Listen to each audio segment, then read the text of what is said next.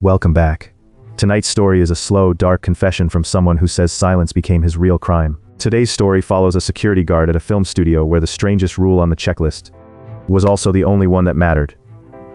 He was told not to be curious, handed a gun, and warned that the freezer had to be locked before 7 o'clock. He does not confess like someone chasing attention. He sounds like a man whose body finally made room for the truth to come out.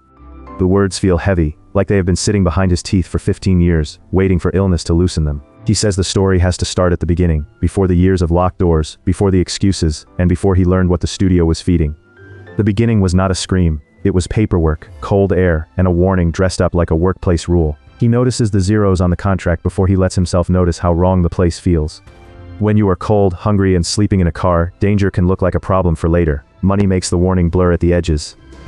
He is told the studio closes before sunset, and the freezer must be locked no later than 7. Not after 7. No later than 7.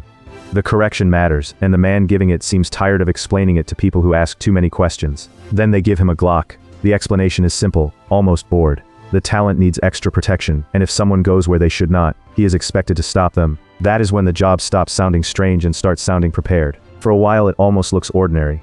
Actors complain, directors check the time, assistants move around like any other long workday.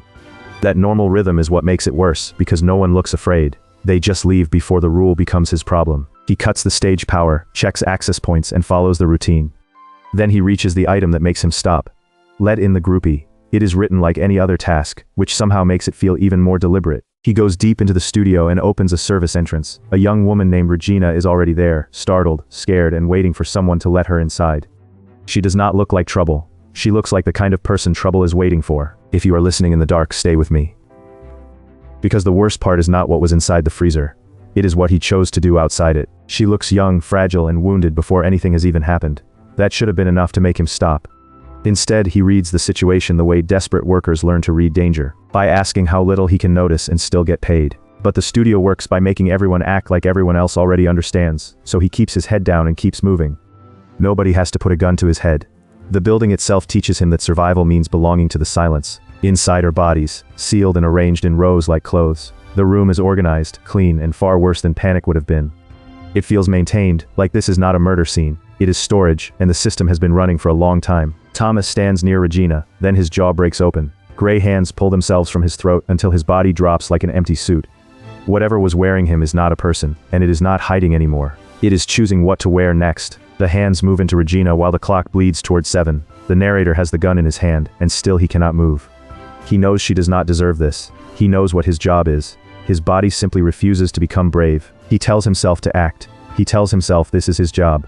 But memory and fear pin him to the threshold. He is back outside another door, wearing another uniform, holding authority he cannot use when another human being needs him most. Then the rule returns to him, no later than 7. So he closes the door and locks it. The horror is not only that he abandons Regina, it is that the action is neat, practiced, and exactly what he was hired to do. He does not say that choice saved him. He says it hollowed him out, and for 15 years he mistook not being punished for surviving.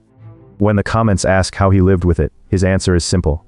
He locked the door, shut his eyes, and pretended. What makes this story hit is how ordinary the evil feels.